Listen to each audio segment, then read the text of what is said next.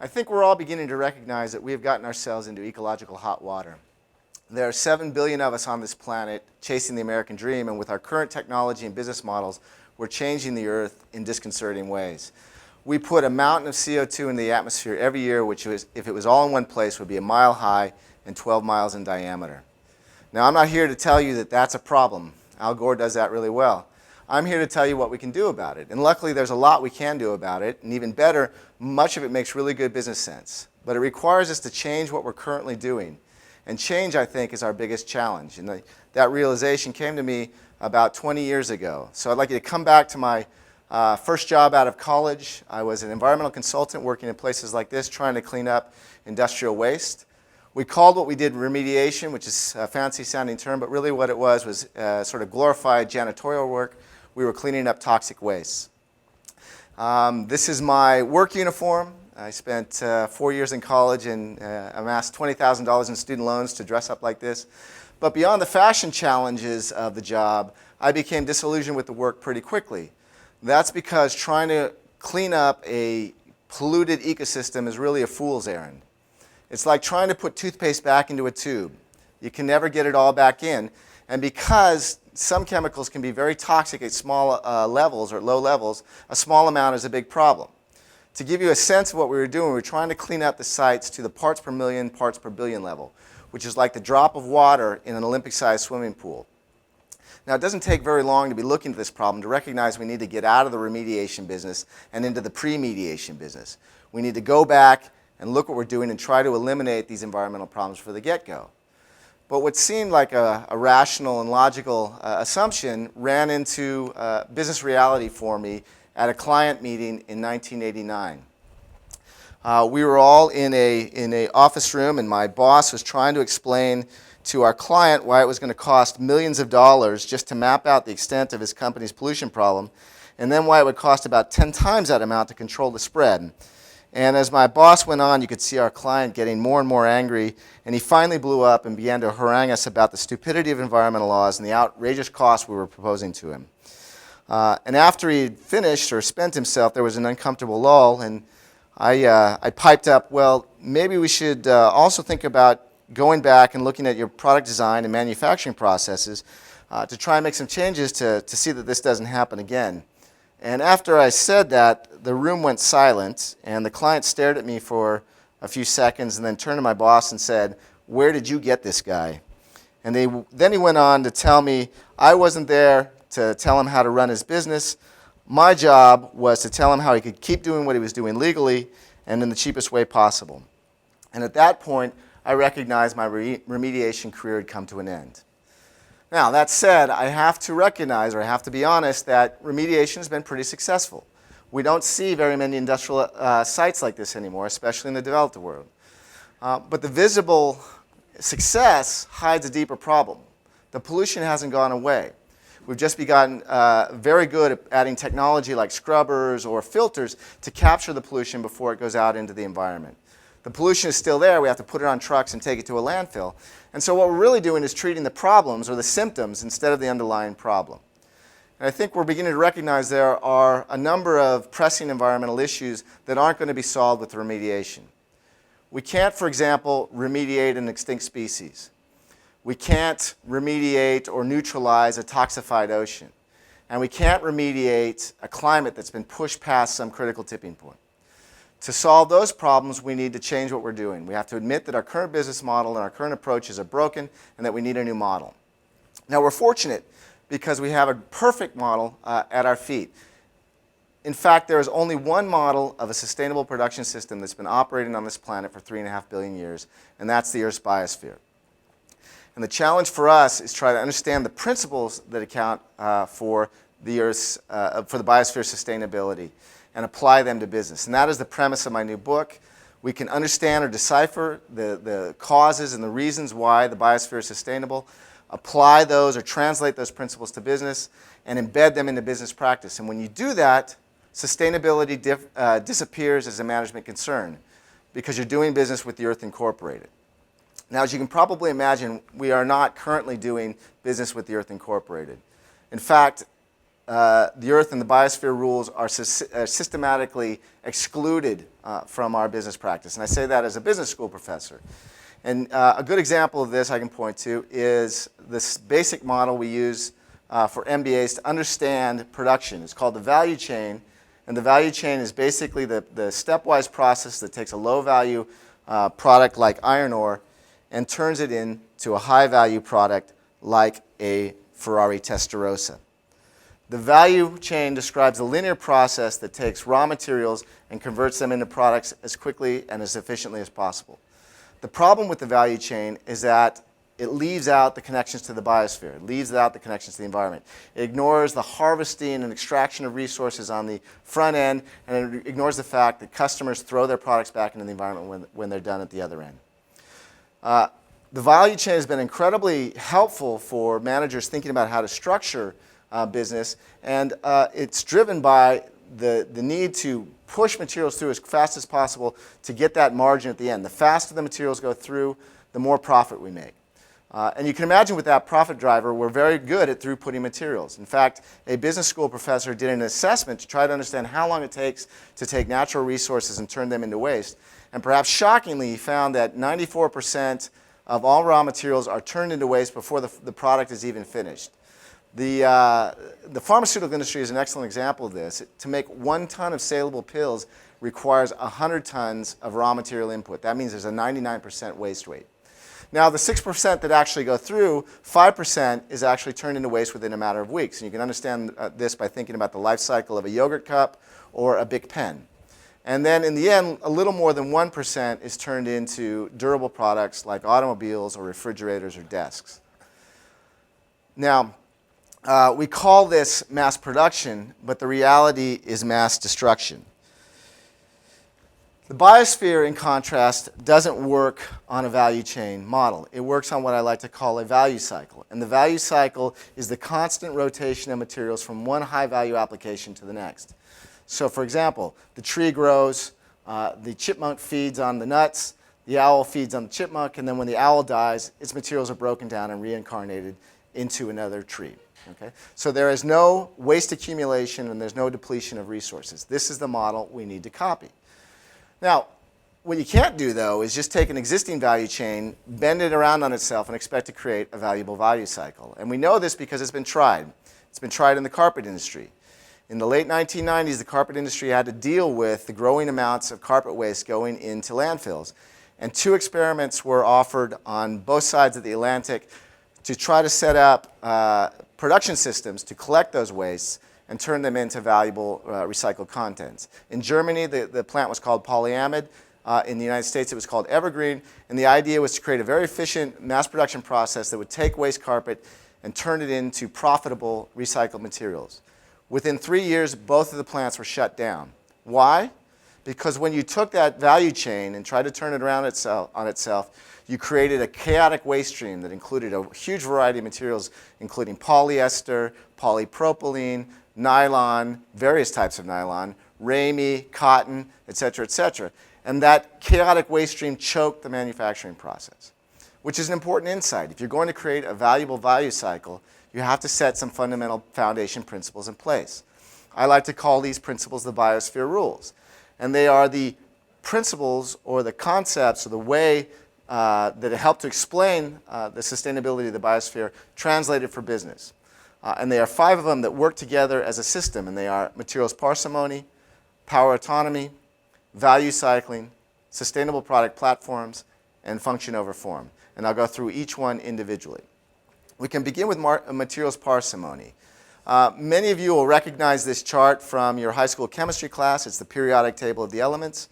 And it really is all of the elements, the natural elements occurring in the universe, and it was basically the palette the biosphere had to choose from when it was creating life. Now, out of those 90 plus or 90 so naturally occurring elements, the biosphere chose to focus on 4, carbon, hydrogen, oxygen, and nitrogen, to produce about 95% of every living thing we see. If you throw in some additional elements like phosphorus or calcium for things like bones, you can count for 98% of everything we see, which is absolutely amazing. Now, when we humans look at this, we take a very different approach. Materials engineers materials designers, product designers, look at the table, a periodic table, and say, wow, what kind of great things can we do with beryllium? What kind of great things can we do with chromium? And when they look what nature did and see the limited number, the very parsimonious selection that nature made, they ask, why would nature waste the potential of all those other elements? And the answer, quite simply, is that it makes value cycling possible. A eagle or some other type of organism can be broken down on the spot and reincarnated into a flower, into a snail, or even into another eagle. There's no sorting of materials. It makes value cycling possible. Now, just think about the amazing thing of this. If you look at nature, the first single-celled organisms that emerged about 3.5 billion years ago were later, millions of years later, reincarnated into the first fish. And then later those same elements were millions of years later incorporated into the dinosaurs, and then to our earliest ancestors, and then to our predecessors like Albert Einstein, and finally they're found in you, which is absolutely amazing. This reuse and reevaluation of these materials over and over again created an evolution-enabled system. Now, our technology evolves as well. This is the first Apple computer. It's the Apple computer that Steve Wozniak built in Steve Jobs' parents' garage. And over time, that evolved into the Apple II, and then evolved into the first Macintosh, and then into the first iMac, and then into the contemporary version of the Macintosh. This is technological evolution. The problem for us is what happens between generations of technologies at the end of their useful life. Instead of being reincarnated into the next generation, most PCs are dumped. They are actually then frequently put into containers and put on ships and transported across the ocean to places like Asia and Africa, where they are broken down by hand in often crude and dangerous conditions that would be illegal here in this country, and scavenged for the minute amounts of valuable elements like copper and gold. And then the remaining carcasses of those computers are dumped into rivers and streams or into canals and allowed to leach, and they will become the next remediation sites. This is nothing new. It's been criticized as planned obsolescence since the 1960s. But when you look and you compare what we do to what nature does, it's really not planned obsolescence, it's unplanned obsolescence. We don't have a plan for what we do with our products at the end of their useful life. Okay, nature does plan for what to do with the materials at the end of its life.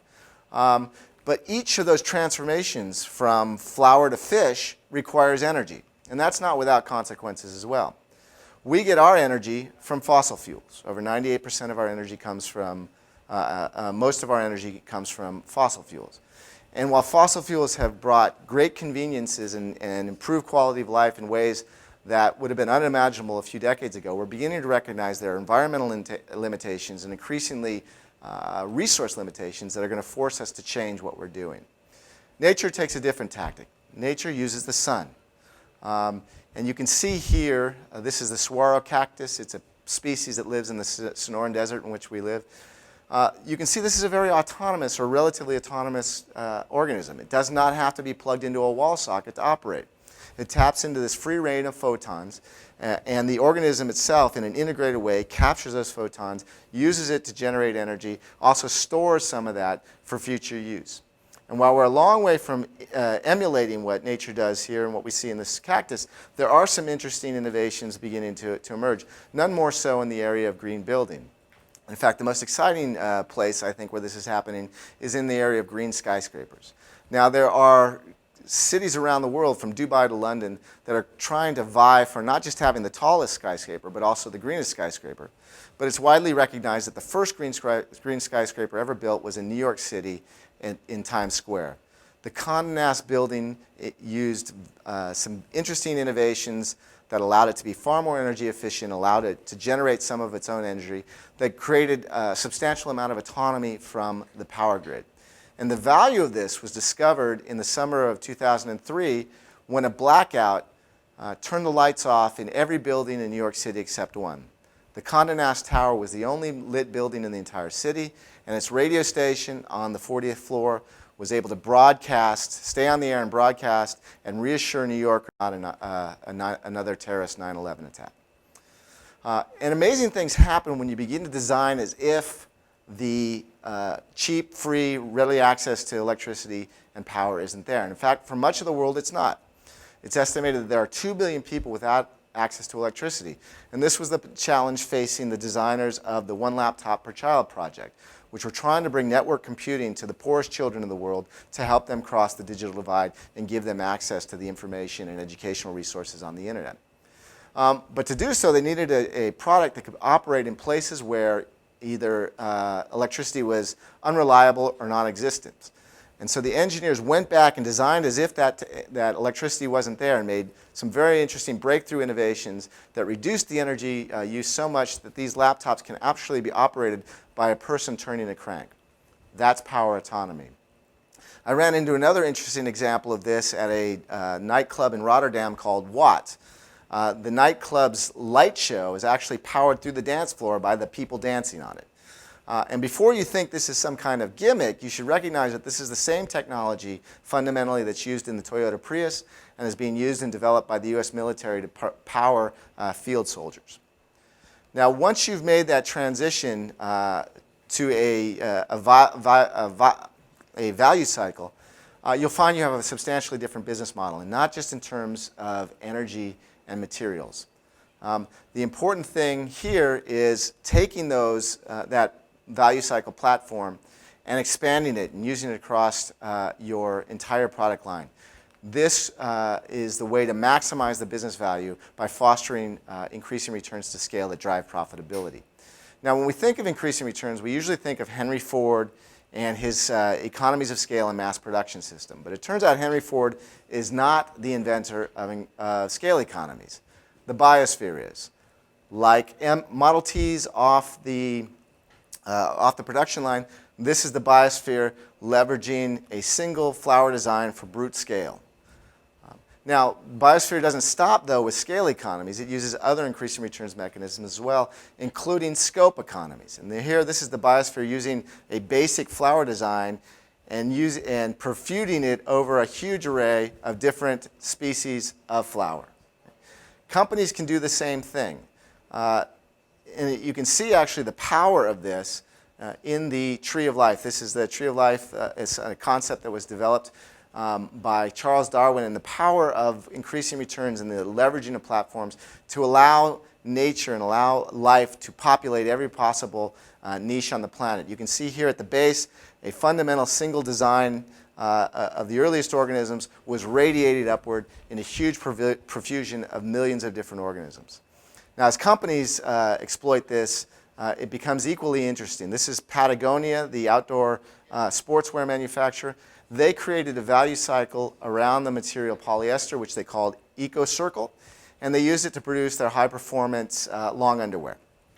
Now, if they would have stopped there, the only way they could generate increasing returns to scale is through brute scale economies, which would be producing ever more pairs of underwear. But that's not what they did. They didn't stop there. They actually then used that as a sustainable product platform and leveraged it upward into a whole array of growing products built on the same value cycle, a sustainable product platform.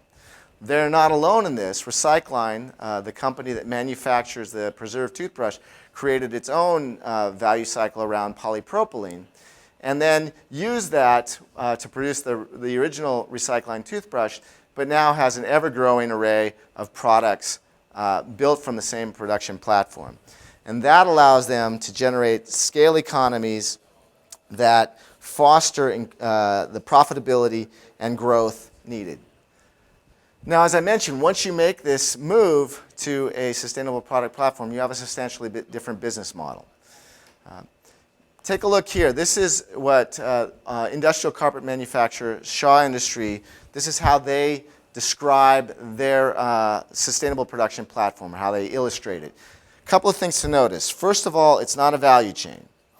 You can see there that it's clearly a cycle, not a linear value chain. You can also see that, interestingly, that Shaw's customer is now part of the company's operations. And when you do that, it collapses the distinction between customers and suppliers. Now Shaw finds that it doesn't have different customers and suppliers, it has customers and subcustomers. And this really changes the game, or it's a fundamentally different business model, far closer to what the Florida startup IGPS is doing with their pallet business. IGPS uses information technology now to manage a pool of pallets that are circling around the globe. Basically what they're managing is an installed base of pallets out in their customers' facilities that they cycle back and generate a sale on each churn. And because it is a value cycle, if the pallet breaks, it can be brought back in and used to produce the next generation. And this is much closer to the type of business model that creating a sustainable product platform generates. Okay, that's great, you might say, but businesses and executives have a responsibility to create a return for shareholders. So the question is there a business case for all of this? And the answer is yes. Each of the Biosphere rules produces an opportunity for value creation, but it's not automatic. If it's done right, it pays. If it's done right, it costs, which is something that the textile manufacturer TerraTex discovered. When TerraTex wanted to pursue materials parsimony fundamentally for risk management, they thought it was going to increase the costs of their products. What they found, though, was just the opposite. As they simplified their materials, they actually also simplified their supplier base, reduced the number of suppliers, and became better customers and were able to generate value and discounts. They also generated a series of other less tangible benefits, including reduced production complexity, and then things like reduced toxic risks, lower compliance costs, greater worker health and safety, and also be able to claim that they had a more environmentally superior product. So the value cycling and the Biosphere rules provides opportunities for value creation for companies, but it requires competent and very careful execution, just like any other business strategy. But the end game is simple, what we're trying to achieve. If you look at a snail, snails don't wake up in the morning and ask, how am I going to be sustainable today? It doesn't make any sense. Sustainability is embedded into the DNA of every living thing on the planet. And that's the goal here. In effect, what the Biosphere has done is foolproof sustainability for us. And that's what we'd like to achieve with the Biosphere rules. So someday, like snails, executives don't have to get up in the morning and ask, how am I going to make my company more sustainable today? They won't have to do that because they'll be doing business with the Earth Incorporated. Thank you very much.